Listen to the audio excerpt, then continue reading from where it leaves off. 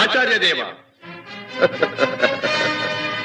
ఏమంటివి జాతి నెపమున సూత సుతుల కింది నిలువ అర్హత లేదందువా? ఎంత మాట!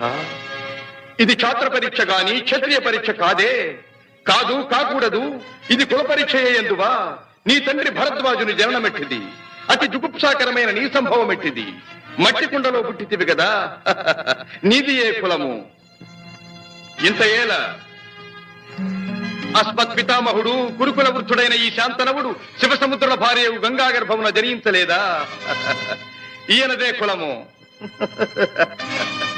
నాతో చెప్పింతివేమయ్యా?